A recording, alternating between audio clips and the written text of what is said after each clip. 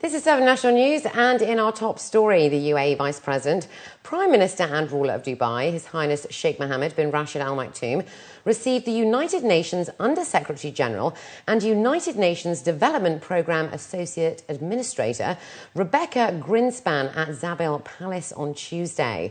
The meeting was held in the presence of Dubai's Crown Prince Sheikh Hamdan bin Mohammed bin Rashid Al Maktoum and the Dubai Deputy Ruler Sheikh Maktoum bin Mohammed bin Rashid Al Maktoum.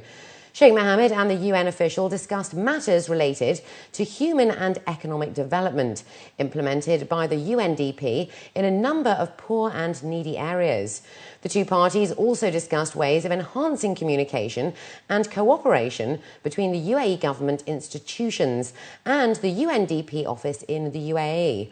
Sheikh Mohammed was also briefed by Grinspan about the UN World Human Development Report for 2011, in which the UAE topped the Arab ranks and was ranked 30th position globally. Additionally, the ruler of Dubai received a commemorative plaque from the Dubai Roads and Transport Authority staff to mark the 6th anniversary of the accession as the ruler of Dubai. The ruler received the gift from the chairman of the board and executive director of the RTA, Mata Mohammed Al Taya. His Excellency Ban Ki-moon, the Secretary-General of the United Nations, will return to the World Future Energy Summit 2012 to launch the International Year of Sustainable Energy for All in the capital. The Secretary-General's new initiative incorporates 3 goals to be achieved by 2030. To ensure universal access to modern energy services, to double the rate of improvement in energy efficiency, and to double the share of renewable energy in the global energy mix. Sultan Ahmed Al Jaber, the CEO of Masdar and the UAE Special Envoy for Energy and Climate Change, stated that they are honoured to welcome the Secretary-General to Abu Dhabi and that his return is a clear indication of the importance the UN places on sustainable energy. According to the United Nations, more than 1.4 billion people worldwide have no access to electricity. Approximately 3 billion people rely on traditional biomass for cooking and heating, and up to 1 billion more have access only to unreliable electricity networks. In recognition and support of the UAE's advancement and strategy of 2030, 5 universities in the country are collaborating together under the patronage of His Highness Sheikh Nahyan bin Mubarak Al Nahyan, the UAE Minister of Higher Education and Scientific Research. The University Leadership Council launched an informal committee today, currently made up of leading institutions in the country. Spearheaded by the Masdar Institute of Science and Technology, the UAE University, Zayed University, Khalifa University and the American University of Sharjah signed a Memorandum of Understanding today as a sign of their committed efforts in ensuring the necessary human and intellectual capital are available in the UAE in order to achieve its goal of transitioning to a knowledge-based economy. Government has to put appropriate policies. Government has to provide encouragement. Industry has to recognize the value of R&D. Industry has to do R&D. Now, the universities can work with them. The R&D does not mean, as I said, writing a book and putting it on the line. The R&D means getting into the market.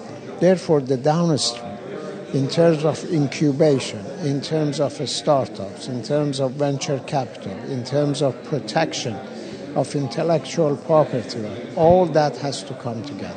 As a university, we can do much more to contribute to the country in partnership with our colleagues in research and innovation.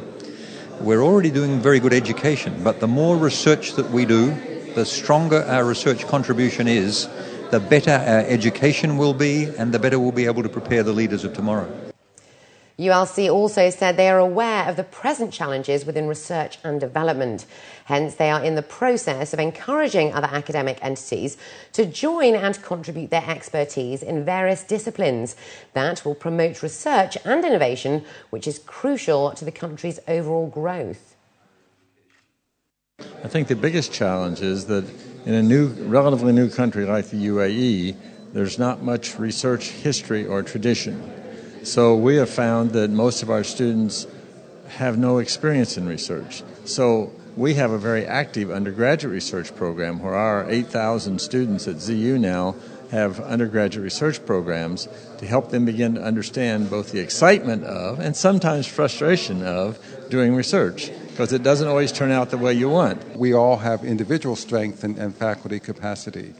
The American University of Sharjah has strength in architecture design.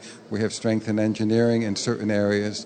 And so it's a question of how to bring these institutions together and their faculties together and their students together to help meet the goals of the country. Our faculty that are teaching our students, they're out there, they're publishing, they're going to international meetings, they are exposed to the most challenging problems and the best scholars that are working in the world today in the course of doing their own work. And we believe that they'll bring that back to the classroom. And not only will we be producing more Emirati students, but they're going to have a different and a higher quality experience because of the quality of the faculty teaching them. Local authorities are stressing the importance of using children's car seats in a bid to decrease the mortality rate by 71%. According to a local report, many parents disregard the need to strap their kids into car seats, resulting in 63% of deaths of children under the age of 14. The Sharjah Ladies Club has launched a child safety awareness campaign as a part of the initiative to educate the public about child safety in the car and various other ways on how to keep them safe on the road. Khadija Al-Mansouri, the head of the Health Promotion Department at the Supreme Council of Family Affairs in Sharjah, explained that car seats should never be placed in the front seat and that seat belts should be properly secured with a seatbelt. Authorities will continue to alert parents on child safety rules, which has become a priority in the country in recent weeks. We have found some staggering rates of child death because of not using the child car seat, and that's why we've started this campaign. The other precautions are the fact that we encourage parents to make their kids sit in the back seat and not always be seated in the front, because that in itself reduces the amount of any injuries that might occur in case of an accident. So hopefully we are following and encouraging these precautions, and hopefully everyone will adopt it as well.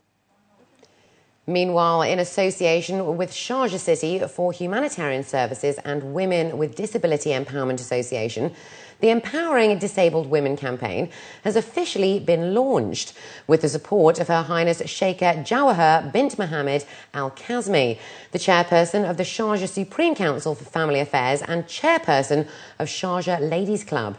The club provides various activities and events and is keen in adopting and embracing new issues of concern to women and contributes to enhance their role in the community.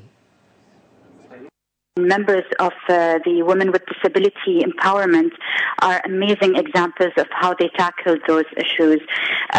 We wanted to sort of create a platform for them where they can speak up and tell the society that they are able to do so many things just like any other women out there. Educational-wise, they face some obstacles, work environment-wise, leisure-wise, and that's why we started with the Sharjah Ladies Club. We worked all through the year to sort of improve our facilities in order for them to cater to disabled women, and we've done so. And we want other institutions to also adopt to such improvements, and hopefully that they will do so. More than 1 million vehicles are used in Dubai on a daily basis. But on January the 18th, Dubai municipality officials hope that this figure will decrease with the observance of Car Free Day. The Director General of Dubai Municipality, Engineer Hussein Nasaluta, announced today the third Car Free Day in collaboration with 13 different government departments and private institutions. The Environment Initiative has been organised to encourage the local community to leave their cars at home and use alternative means of transport, such as the metro and buses. Supporting the initiative, more than 2,500 employees in the Dubai municipality headquarters and nearby offices will leave their cars at home and use other public transport means to reach their offices on Wednesday, the 18th of January. The initiative was launched in 2010, and officials expect more than 3,000 cars to be taken off the roads this year. A 30-year-old Asian man has been arrested, having been caught with over 5 kilograms of crystal meth in his hotel room, worth over 740,000 dirhams, according to Dubai police. The police received a tip-off and have revealed that the Asian man had arrived in the UAE with the intention of selling the drugs. Nearly 5,800 grams of the narcotic were found in the linings of 2 of his suitcases. In a separate bust, 642 grams of heroin was also confiscated after another tip-off. The men selling the heroin claimed that they had received 63 heroin capsules from an unknown person in the country after a call from a dealer abroad. And up next, we have the day's business news, so stay with us.